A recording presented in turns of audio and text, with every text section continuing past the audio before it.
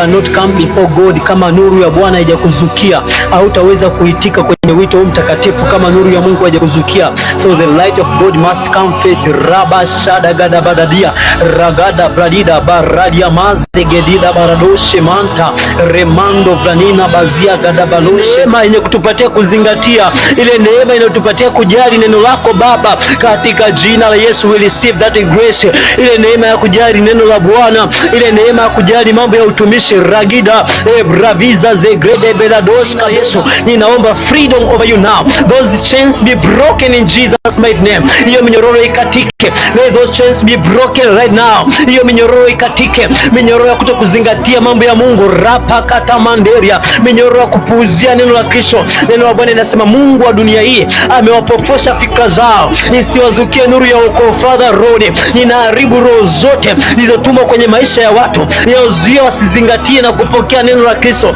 Right now I break those chains in the name of Jesus. Rabena katai ageda branina barata azegebedesh kabena etai ragida dada diata malagoske benai ai granda baladoske bida ai gredida branda bezende gede biladosha ai grantoza mantageda egede gida barantwa ranka dabadoske biantoria mande Ebrabiza garabadoshieda ebradia baradoske neze kuachia hiyo roho ya uchovu right now in the name of Jesus.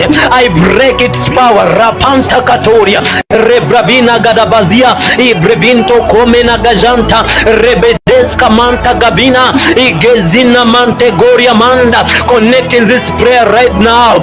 Ebreviza grada baladosha menai izende gedebeledosha mena agradove nente gebina gabalosha ibrabizo zenemelegoshka belatai ai gradida baranta zegredia. I pray in the name of Jesus, kila roho ambayo imeshikilia maisha yako ianze kuiachia right now. Ile nuru ya Kristo ianze kuzuka kwenye maisha ya somebody in the name of Jesus. The one who has given up, the one who has that broken, Father Lord, the grace of restoration rega badadida igezevenina branina aragida brande gedebeladoshka bela igradia brando zegedia.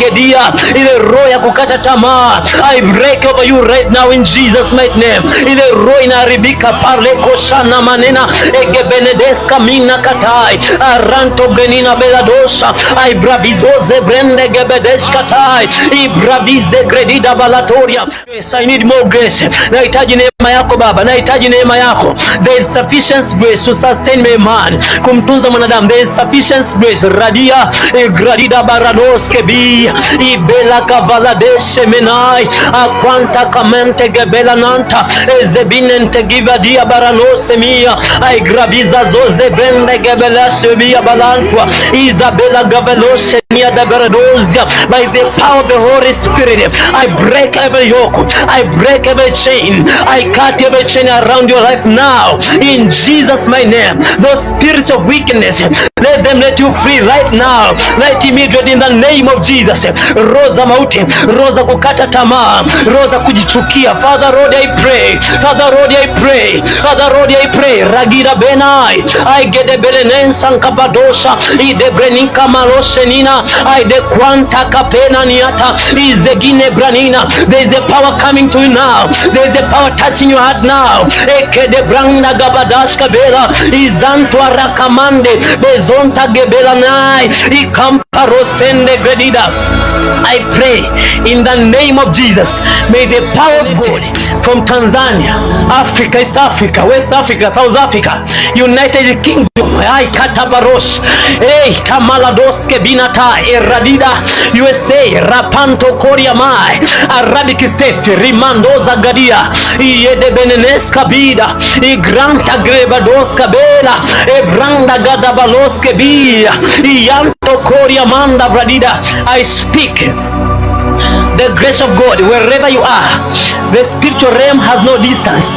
Ulimwengu wa roho mbali. I speak over you now. Wewe mgonjwa ulilala kitandani, I'm talking to you now. The grace of healing, the grace of a healing grace, a healing grace is just coming right now by the power of the Holy Spirit. Can never die in this iniquity. No, no God, we pray. No God, I pray. There's a grace to sustain us. There's a grace to sustain us. Ipo neema. Tired of the life of rising and falling. Maisha kusimama na kuanguka. Unasimama unaanguka. God is up and forward forever. Yes, there's no backsliding spirit. I rebuke them by the power and the authority of the Lord Jesus. Rabantoka bakanta tatata rakekekia kakatoria ribreniva vatai katatia rebenos kebinatai. Jesus, we come before you, our Holy Father.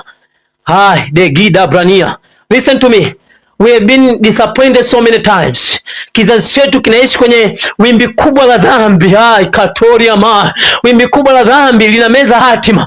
Dhambi zinameza hatima za watu. Shetani amenormalize mfumo wa dhambi kwa vijana. Amenormalize mfumo wa dhambi kwa wamama. Mtu upo kwenye ndoa na anatoka nje na ndoa yake na anaona ni kitu cha kawaida. Shetani amenormalize mfumo wa dhambi. Mtu anakunywa pombe na ni kitu cha kawaida kabisa. Shetani amenormalize mfumo wa dhambi. And many people are dying in sin. Many people are dying in sin. Many people are dying in sin. Watu wengi wanakufa dhambini. Listen to me. Nisikilize we mama. Nisikileta hicho kitu unachokifanya kwenye kiti cheupe cha hukumu. Lakini kwa nini tuje tuhukumiwe watu wa Mungu? Mungu hakutuumba tuje duniani ili kwamba aje atuhukumu tukaungue motoni. No, Baba upendi kumhuzunisha mwanadamu. So why should we lose? Kwa nini tupotee?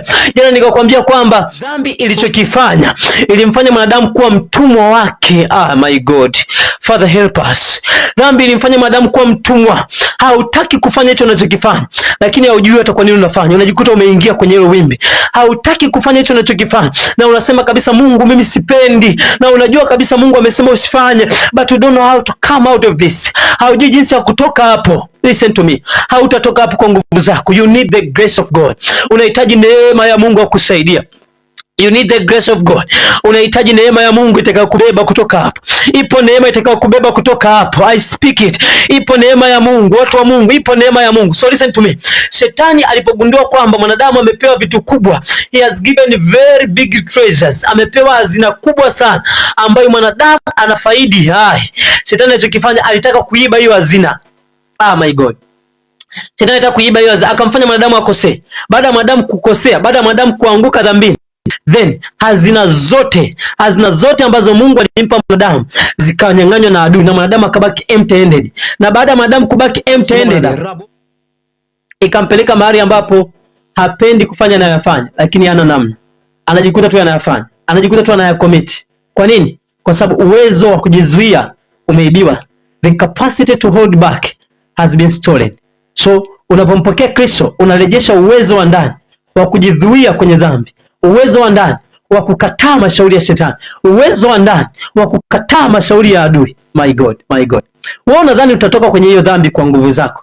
Nakwambia subiri kwanza, nikiacha kunywa pombe nitaenda kanisani. Nikiacha kunywa pombe nitaanza kumtumikia Mungu. Mimi kweli kabisa mtumishi, mimi nikiacha hii tabia ya uzinzi nitaanza kumtumikia Mungu. Mimi nikiacha hii tabia ambayo kaka zangu dada zangu wananilaumu, kwa hiyo nitaanza kitu ambacho hujui ni kwamba hauta until kuna nguvu inakuja kukubeba. Hautaacha hiyo tabia. You cannot leave it. Nguvu ya dhambi inakushikilia kiasi ambacho usiopenda kuyafanya unayafanya. Listen to me. We not become sinners because we sin. No. We just sin because we are sinners. Ah my God. You didn't get it. We don't become sinners because you sin, but we sin because we are sinners. Yani hatu wenye dhambi kwa sababu tumetenda dhambi. Tunatenda dhambi kwa sababu nature yetu ni ya dhambi. My God, my God, my God.